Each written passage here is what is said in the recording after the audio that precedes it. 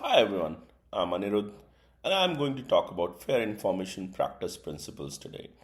As cybersecurity students, it is very important to understand these principles, which is crucial and important for protecting personal information in the current digital world. So let's do a quick dive. Understanding FIPS. So FIPS is foundation of our privacy policies. It forms the bedrock of information privacy policies across the globe. They guide both government and private enterprises to handle personal data. FIPS provides a comprehensive framework for creating robust privacy policies and practices. The scope of FIPS include principles to address data collection, its usage, quality, security, and transparency. The application of data across various sectors and technologies, ensuring adaptability to new challenges, is also part of the FIPS.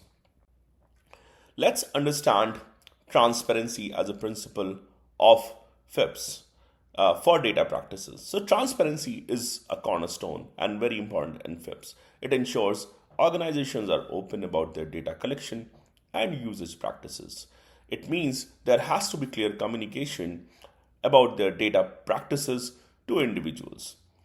The privacy policies should also be easily accessible and understandable to a commoner or average person. Any changes to data practices should be promptly disclosed to the affected individuals. Now, individual participation for our data subjects, how do we empower them? Individual participation basically gives people control or rights over their personal information. It is a crucial aspect of data privacy and it also empowers all the users. We need to make sure that individuals have the right to access their personal data held by any enterprise or the organization. People should be able to challenge the accuracy of their data and also request corrections. Organizations should obtain consent before collecting or using personal information of individuals. Let's talk about purpose, specification, and usage limitation. These principles under FIPS ensure that data is collected for a specific and legitimate purposes only and not used beyond those purposes without obtaining consent from the user. What does a purpose specification mean? Organization must clearly define why they are collecting data before they gather it. This prevents any unnecessary data collection.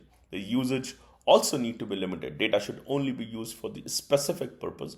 Any new usage requires additional consent from the individual. Data minimization. In data world, we say less is more. Data minimization basically involves collecting only the data which is necessary for this specific purpose. It reduces risk and enhances privacy. Relevant data needs to be collected, which is only relevant to the specific purpose. When the data is no longer needed, we need to delete that data. And less data also means that there is reduced risk of breaches and any unauthorized access. Data quality and integrity. How do we make sure that data is accurate? Maintaining accurate, complete, and up to date data is very, very important for fair usage and decision making based on personal information. So, we need to implement systems to keep data not only current but also accurate. We also need to implement methods to verify that data is accurate upon collection and even periodically later. Correction mechanisms. We need to provide easy ways for individuals to figure out that data is not right and correct those inaccuracies.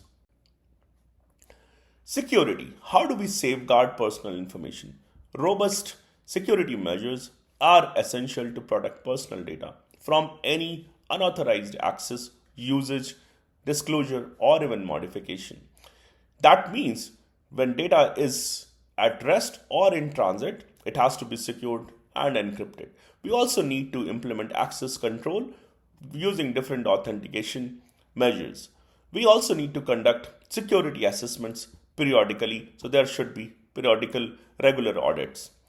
We need to develop and test a breach response plan in case there is a possible breach. The employees and staff need to be educated on security best practices. Physically, the data storage needs to be secured so that it is not being accessed by any unauthorized user.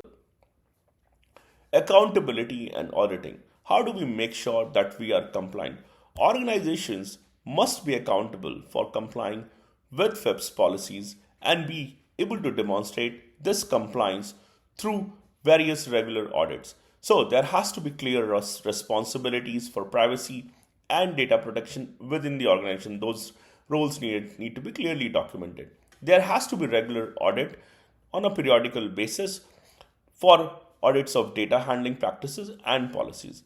And we also need to maintain detailed record of different practices, decisions, system implementations within the organization itself. How FIPS is as compared to other privacy frameworks. Let's talk about some of the similarity.